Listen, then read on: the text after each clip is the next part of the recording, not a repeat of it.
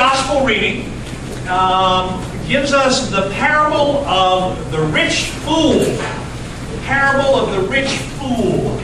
Now, the first thing that struck me was this. We don't often hear that word used. Fool, fool. Well, it means one who is silly or stupid, lacks judgment or sense.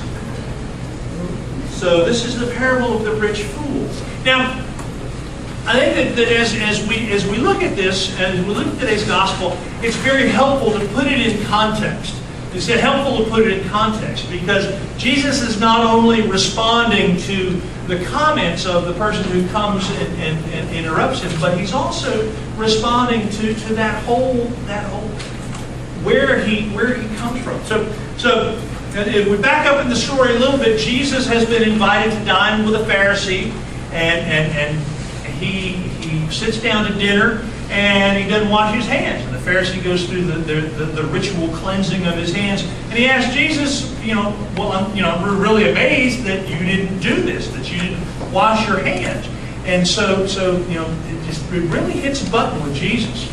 Really hits a button with Jesus because he says, you Pharisees, you cleanse the outside of the cup, but inside you is corruption and wickedness and greed.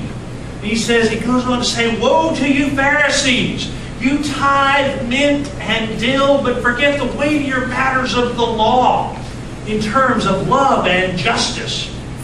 And believe it or not, one of the lawyers says, well, Jesus, that really hurts our feelings. That's an insult to us.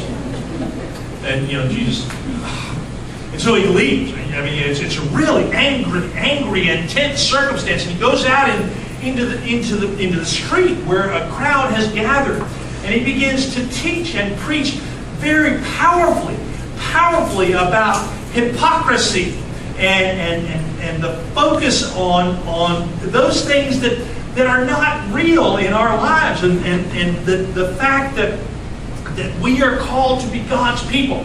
And he goes on to say, is when the authorities bring you to task, do not worry about what you were to say. The Holy Spirit will give it to you. So he's railing against hypocrisy, and he's telling people that when you are persecuted, that God will give you the words to say. Do that in faith.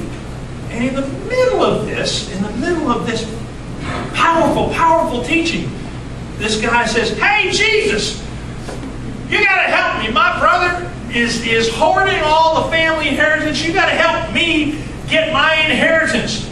You got to help me get my inheritance. And Jesus said, why would I want to do that? Why would I want to do that? And part of his response, I believe, is that he didn't want to get cast in that role. It was pointed out in Sunday school that he got cast in the role of the healer. Everybody came to be healed miraculously. Well, they didn't want to get put into that role of being the one who adjudicates over matters of property, for God's sake. He said, no, why should I judge that? He said, listen to this. And he tells this parable. This parable of the rich man who has this conundrum that he's caught with, because he has this abundance of harvest. He has been blessed, overly blessed. There's so much harvest that he doesn't have enough barn to store it all. And he says, oh my goodness, what will I do? Yes, I know what I will do. I will tear down my barns, perfectly good barns, but I'll tear them down and make bigger barns so I can keep everything. So for the rest of my life, I can eat and drink and be merry and not be worried about anything because I'm going to be set. In the words of, I just thought of this at Christian Education, and to me it applies very specifically. He is focused on his own self-serving greed and desires. And to quote Terrell Owens, T.O. of NFL fame, he said one time, I love me some me. that's exactly what this guy's saying. It's all about me. I am the center of the universe.